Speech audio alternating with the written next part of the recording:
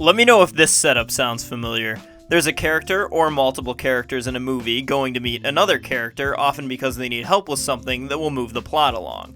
But when they ask for help or information, this other character wants nothing to do with them, and they get turned away. Often these scenes start with characters knocking or ringing a doorbell, and when the door is answered and they ask for help, the door gets slammed in their face. A good example of this happens in The Wizard of Oz when the characters tell the doorman of the Emerald City that they're there to see the wizard. And so, he tells them, "But nobody can see the Great Oz! You're wasting my time!" Well, I guess that's that, right? But the scene's not going to end this way, because our characters have an ace up their sleeve, an extra piece of information to completely turn this dismissive character around. The Good Witch of the North sent me. She's wearing the ruby slippers. Why didn't you say that in the first place? That's a horse of a different color! And suddenly the character who closed the door on them freely opens it back up in his open arms, that extra information apparently being just the thing he or she needed to hear. We can call this the "that changes everything" cliché, or, because Wizard of Oz is such a good example, the horse of a different color cliché. Here are a few more examples of this happening in other movies, and just a forewarning, this video may contain spoilers for any of the movies that I'm going to be including.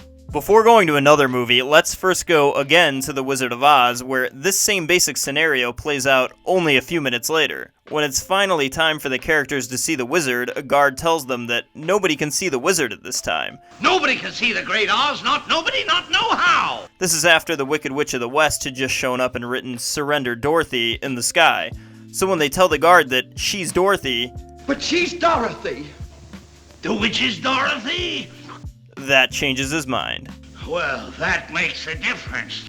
Let's go now to Harry Potter and the Sorcerer's Stone, or Harry Potter and the Philosopher's Stone for anyone who's British, or just a purist. Harry, Ron, and Hermione learn about the Sorcerer's Stone, which is able to produce immortality for whoever possesses it. When they think they've uncovered that the stone is at Hogwarts, being guarded by the teachers, and that Snape is trying to steal it, they go to Hagrid to warn him and to get more information. When Hagrid first answers the door, he quickly tells them that he's in no state to entertain today. But then the kids say, We know about the Philosopher's Stone. Oh. Our next example is from Shrek, where after Shrek and Donkey bring Fiona to Lord Farquaad, Donkey goes to Shrek's swamp and tries to split it up so that they can share it. Shrek tries to kick Donkey out though, because he's fed up with everyone and always feels like he's treated like a monster. He had even started developing feelings for Fiona, but then misheard her thinking she called him hideous when she was actually talking about herself when she becomes an ogre. Well, after Shrek tells Donkey to leave, Donkey hints to him that he had actually misheard Fiona and that she wasn't calling Shrek ugly. And then... She wasn't talking about me? Next up, we have Jumanji, where after the characters Alan Parrish and Sarah Whittle start the game of Jumanji, Alan gets sucked into the jungle inside the game and stuck there for 26 years. The scene scared the hell out of me as a kid, by the way. Well, anyway, 26 years later, two new kids, Judy and Peter, find the game and start playing it, unknowingly continuing the same game Alan and Sarah started way back when. After Judy and Peter release Alan and also some dangerous animals from the game, they decide to finish the game and set everything back to normal. But they won't be able to finish without Sarah. So they track her down and find out she's a psychic that now goes by the name Madame Serena. We get the classic door knock, and Sarah tells them she can't see anyone at this time and closes the door. But once they say they know the name Sarah Whittle, Well, then you must have Sarah Whittle. the door opens back up. And it's time to ask her, Shall we play a game? Moving over to the movie WarGames now, it's a good reminder that you don't need a door there for the scene to work out basically the same. After Matthew Broderick's character, David, hacks into a government computer named Joshua, he discovers a game called Global Thermonuclear War. When he starts playing it, he unknowingly starts a simulation game of nuclear war with the Soviets that the US government interprets as real. David tries to convince the government that it's just a computer running through a game scenario, but they don't believe him, because the guy who originally programmed the game into the computer, Dr. Falcon, never told the government about it. So, in an effort to avert World War III, David tracks down Falcon, who's now living as a recluse, to try to let him know what's happening. At first, Falcon tries to kick David off his property.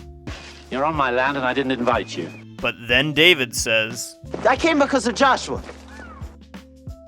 Let's go from visiting one doctor to another. In The Amazing Spider-Man with Andrew Garfield, Peter Parker gets bitten by a radioactive spider, giving him his powers after going to the company Oscorp to get more information about his late father in his research there. He later goes to the house of Dr. Connors, who worked closely with his dad, to learn more. Dr. Connors, not knowing at first who Peter is, tells him this is a private home and if he needs to see him, he should call his office to make an appointment. But then when Peter tells him who his father is... I'm Richard Parker's son. Peter.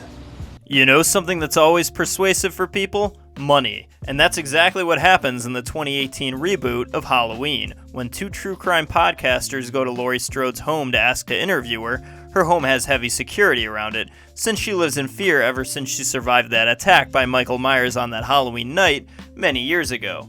When they go to her front gate and ring her on her intercom, they explain that they're there to interview her, and they get radio silence. Laurie doesn't even respond. Can you blame her? Why would she want to relive the most horrific moment of her life? But then when they offer her... How does $3,000 sound? And in our final example for today, we have something that can be just as persuasive as money. Alcohol. In Avengers Endgame, we see the characters dealing with the aftermath of Thanos having snapped away half of the life in the universe, including half of the Avengers. When the remaining Avengers come up with a plan to potentially bring everybody back to life, they need to get all the remaining Avengers back into the fold. Thor is the Avenger who seemingly took the loss of half the universe the hardest, as when Hulk and Rocket go to recruit him, he's definitely seen better days. The depression of even hearing about Thanos again makes him refuse any plan they might possibly have, and he lets them know. We're not into it, don't care, couldn't care less. But Rocket knows how to win him over. There's beer on the ship. And what kind? Similar moments happen in movies all the time, and can also be from TV shows. It's Nacho Varga. What about him? And for the record, I'm not bashing any of these moments. All movies have their cliches. Can you think of any more moments like this? Please let me know in the comments, because I'd love to do a part 2 at some point. Also, please hit the like and subscribe button if you'd like to see more videos like this in the future.